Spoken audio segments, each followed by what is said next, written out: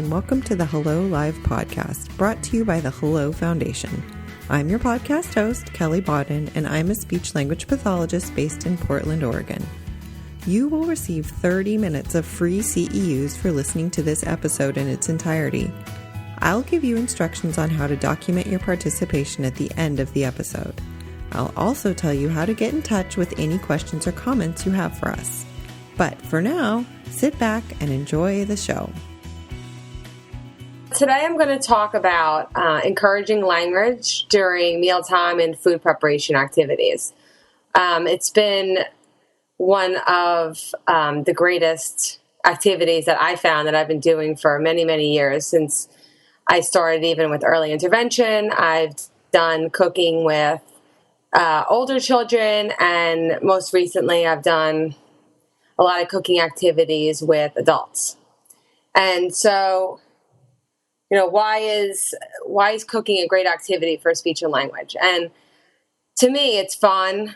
It's sensory. So, it kind of gets like for some of those children, adults, they like to get their hands in there. And then for others who are a little more defensive, they might not be getting in there so much, but they could use different tools and stuff like that in the kitchen. It also exposes them to different textures and tastes. It's motivating. I think at least for me, food is very motivating. And for most people, I think, children love eating, they love food, and adults also love it as well. And I think for adults, what could be great about cooking is that it helps them with their independence. And I think that a lot of adults don't know how to cook because they've never been taught. And so, what I kind of do is I put a spin on cooking and improving that independence and also working on language at the same time. And so they're able to take that skill and, bring it into their home, be able to make their own sandwich and learn language while doing it. It's a hands-on activity. It's kind of a good way to kind of get away from the table and get into the kitchen or get into another room where you could engage in some sort of cooking activity. And it's very interactive.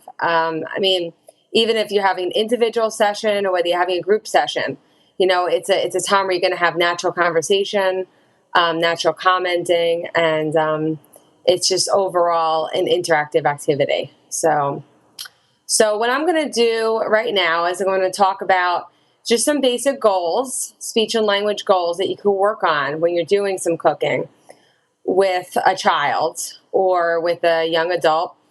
Let me see. So one of the things I want to say is that before you choose a recipe, you want to make sure to choose a recipe that is very, very easy.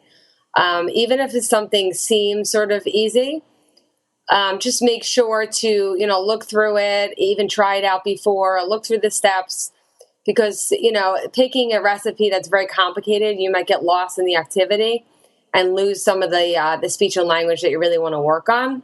So what I always say to people is that, start with something as simple as even making hot chocolate or, making like a simple instant pudding or, let me be like a fruit-infused water, which is something that I actually just wrote recent tips for that I could share at the end.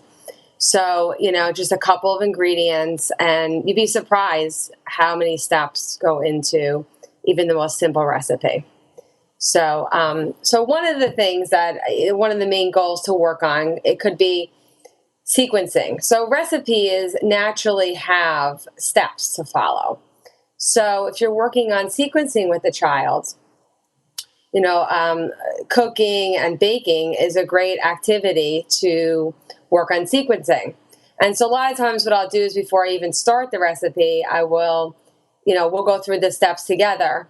And then I might even ask the person I'm working with and say, okay, so tell me what we're going to do. What are we going to do first? What are we going to do next?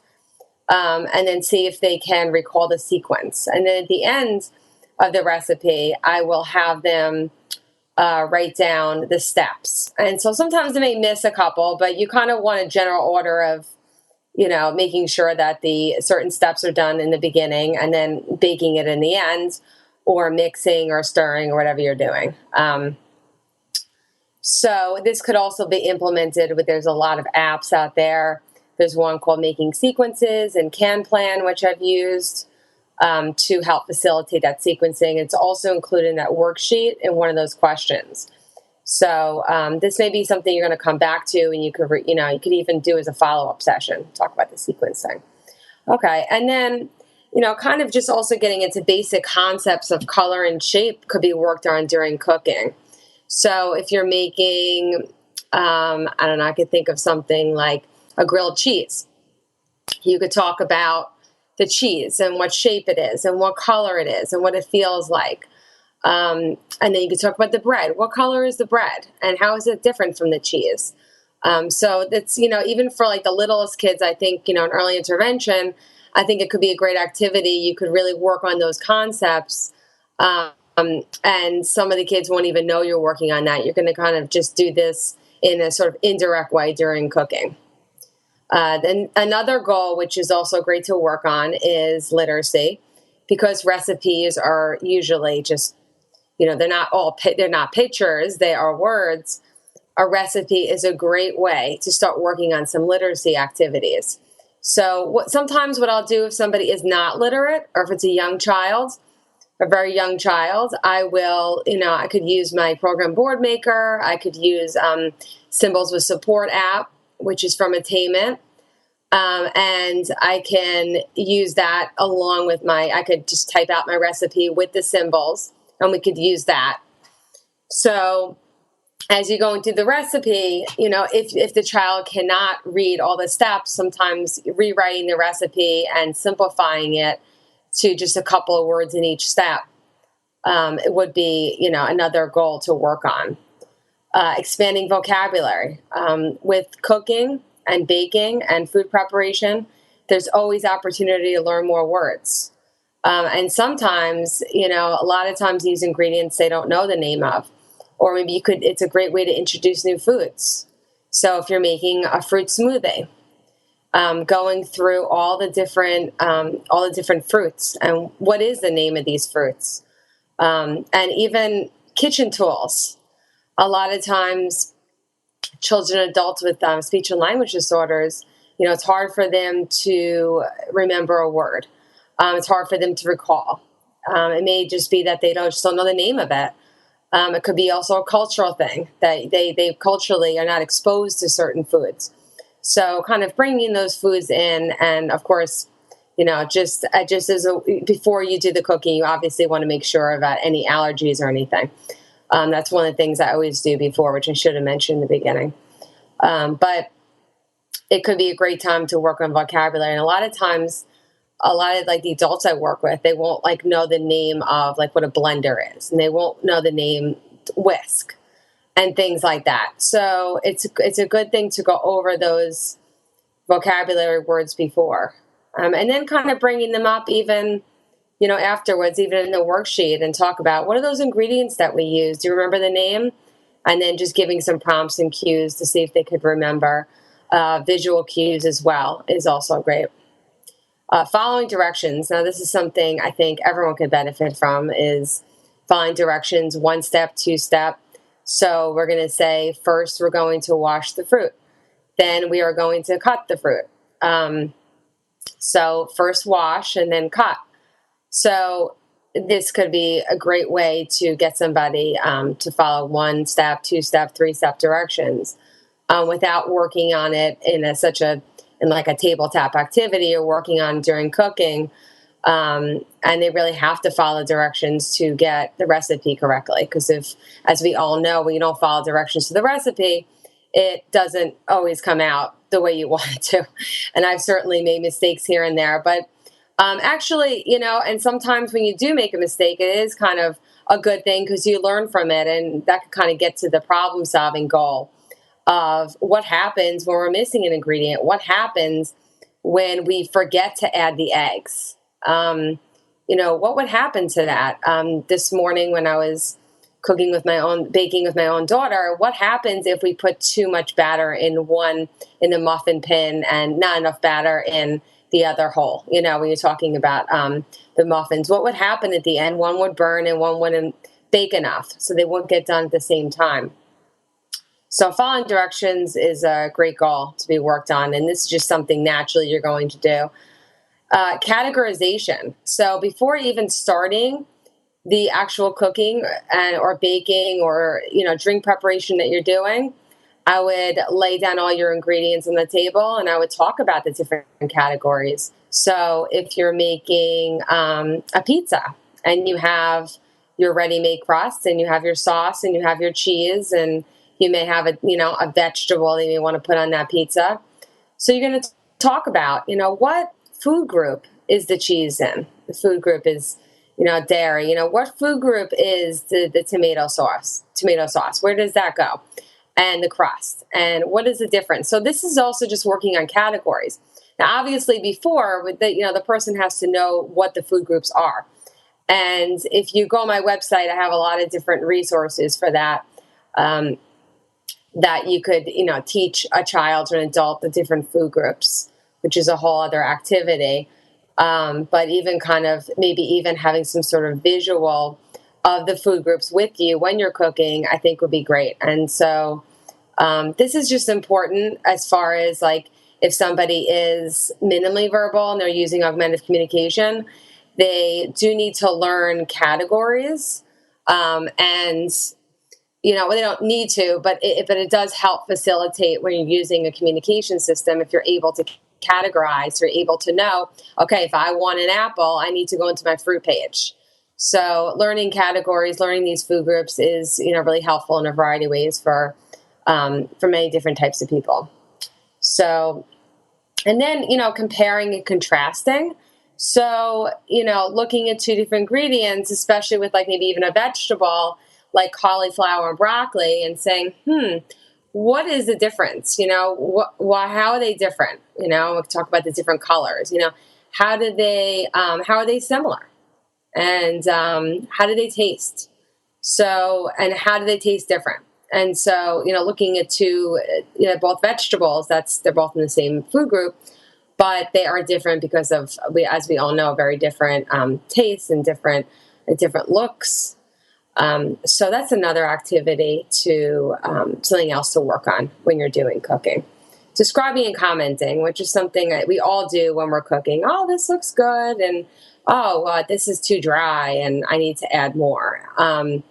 And for a child, I think for a child who's a sensory seeking child, I think doing a hands-on dough activity is great. A little girl I used to work with for many years, when she was about 3, we used to make pretzels a lot. And so I used to make I would come with the dough because we only had a half an hour. But what we would do is that we would roll out the dough. We would make it into different shapes. And then we would have to add the butter on top and the salt and then bake them.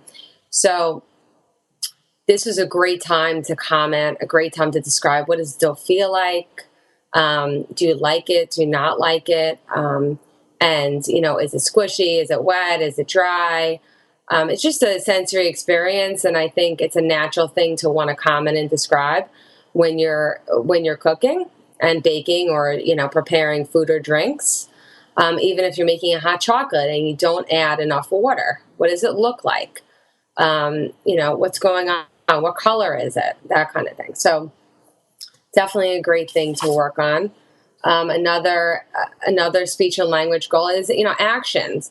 So when we're doing any of this preparation, we're engaging in lots of actions, pouring, cutting, we're blending, we're mixing, we're pouring, we're baking, we're spreading, we're opening, we're doing all this types of stuff, and emphasizing those actions it could be an excellent way to work on that concept of verbs and actions. So sometimes if the person's not, if they need more help and more practice with actions, what I would do is also have some visuals to go along with it of different actions using Board Maker or using symbol sticks, using some form of some sort of symbol maker, or even just taking pictures. This is another thing I do, is that I will take photos of that child doing, or that adult doing those different actions. And then what we could do is we could go back and we could use that for our sequencing activity.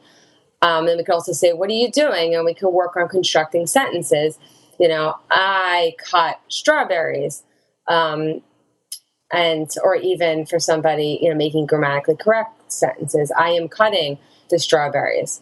So it's a great way for tons and tons of different goals. So the actions is definitely something to work on, and modeling that language is definitely something that's going to benefit them. Answering WH questions, which I include in that worksheet, is asking who questions, what questions, why.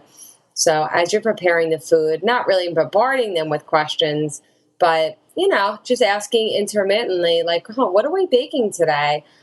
And why are we adding this sugar to our recipe? What's it going to do? Is it going to make it sweeter or salty?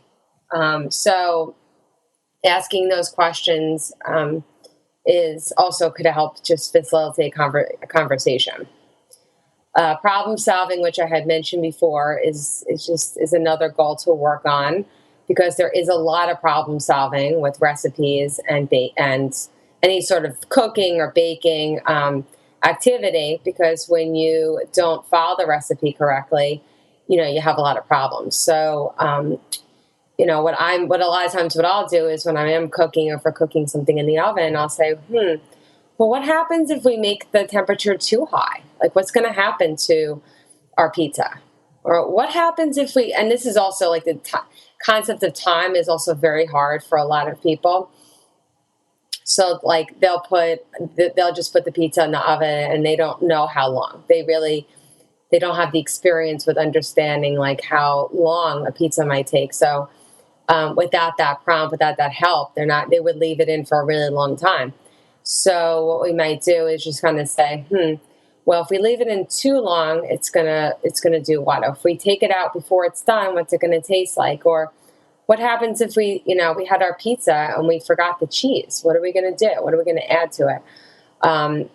And so those type of things are just excellent, and it could kind of help also facilitate some conversations or even some humor, like, oh, that would be really weird, which would be great commenting. So a lot of these cooking, just so many goals. Turn taking. When you're cooking, I think we've all had experiences where we're each going to take a turn mixing. We're each going to take a turn pouring, doing certain steps. So this is a great time to work on turn taking. If you have a group of children, if you have 2 children, and you're doing a group session, this is a great time to say, okay, well, you're done. Who's next? And, taking turns that way.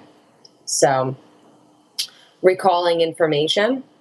So after you're done with, let's say, making a pizza, you could ask some questions. How do we make that recipe? And how do we make that pizza? What did we use again? This is just great for, memory tasks, just remembering, just kind of recalling what the steps were, what the ingredients were. So this is definitely another goal to work on, which kind of crosses into a lot of other goals. And then negation, which I think a lot of people forget, is that kind of want to work on what don't you like about it? And, that type of thing. Like, what do you think we should not do? So if you're working on that negation concept with the child, this also might be a great activity to work on that. So, and, all these goals, it's, when you're cooking, you're not just working on one goal, you're working on tons of different goals at the same time. And so, and having a great time doing it. And you get something really fun at the end, something to eat, where you could sit down, and it kind of goes into my segue of mealtime, where you're sitting down together and you are either eating together or the children are eating and you are there to help facilitate. And so, mealtime is just a great time for choice making. So making different requests about, what they want to eat. And so, if you're having, let's say you made the pizza and now you're sitting down and they're saying, okay, well, what do you want? I want pizza. Okay, so how many slices of pizza? I want 2 slices of pizza. I want more. I don't want that much, which is negation. So requesting, we already talked about. Opportunity for speech and for augmentative and alternative communication. So, you have to be able to communicate in some way what you want. And so for all the speech pathologists out there, for augmentative and alternative communication, for those who are nonverbal, minimally verbal, using some sort of aided communication, mealtime is an excellent time if it's motivating to request certain foods and be able to comment and describe. And just all the goals I talked about previously also goes for augmentative alternative communication. We just need those aided communication. We need those communication boards and those devices to go along with it. Okay, so we already talked about how commenting. Now, how does the pizza taste? Do you like it? Do you not like it? What do you like about it? Sometimes you say, oh, it tastes good. Well, good is not always, it's a fine word, but it's not very descriptive. So what do you like about it? You say it's good. Is it sweet? Is it salty? Is it hot? Is it cold? Is it crunchy? Is it soft? And so really trying to model those different comments and those different descriptors, because this could also help with overall communication. Now, if someone likes a crispy pizza, okay, and you're modeling that, oh, you like it because it's crispy, and they agree. And the next time they have pizza, they might say, I want my pizza really crispy, and they're able to communicate that, and because they know the word crispy and they understand that for themselves. Okay, and then an excellent time to read a book or do an activity. This is what I do. This is what my whole website is about. It's about learning during mealtime, because the children are sitting there and they're eating and they're engaged. It's a great time to read a book, do an activity, and be able to talk about what's going on in that book. So it kind of works in just so many different ways. And then obviously with book reading, we have a whole slew of different goals that we can work on. And mealtime is also a sensory experience like cooking, because we're eating, we're smelling the food, we're tasting the food, and all these different sensory experiences are going on as we are eating. And so if we have a meal that has a variety of different tastes and flavors and textures, it's even more ideal. So I actually see someone where his whole meal is, very soft. I mean, every single food on his plate is very, very soft. So he does crave that crispiness, and he will ask for chips, and he will ask for, something crispy, because they do crave that texture. So just one of those things to kind of keep note of if they are on that kind of diet, if they are able to handle that texture. And then, just like mealtime was with the cooking, it's a great time for social and pragmatic interaction. So, great time to have conversation. You could talk about your meals. You could talk about the recipe. You could talk about the experience you had with the recipe. And so this is basically, what I've put together for today. But I did supply you with a worksheet that you could give to your students after you've done a recipe, you've done a cooking activity, and you're able to kind of work on those goals afterwards. And this could even kind of go into 2 or 3 sessions, where you could have one session of just looking at the recipe and talking about it, the second time you're doing the recipe, and then the third time you're doing the worksheet. It's a great way to kind of recall information from the previous time. And one of those things I also like to include on those worksheets is an opportunity for someone to be able to draw that experience, because I think it could tell a lot when somebody is able to draw, and it kind of builds up a whole story. And that's another way to kind of build in that conversation after they draw a picture of them cooking and saying, oh, tell me about that. Tell me what's going on in that picture. And maybe even possibly writing a story about that picture, and what they might want to do next. So which is prediction. So another speech and language goal. So I hope you found these helpful, and you can contact me on my website. It's www.gravitybread.com. My email is Becca, Becca, @gravitybread.com. You could email me with any questions. I have tons of resources on my website. And I hope these will help you with your speech and language sessions. Congrats! You just earned 30 minutes of CEUs approved by the Oregon State Board of Examiners. Wasn't that easy? To document your participation, please visit www.thehellofoundationschools.com/CEU. You can also find the blog post for this and all of our episodes at www.thehellofoundationschools.com. This is the best way to get in touch with our guest with your questions and comments. And if you want updates about upcoming shows and opportunities to participate, check us out on Facebook and Twitter. Thanks for listening, and we'll talk to you soon.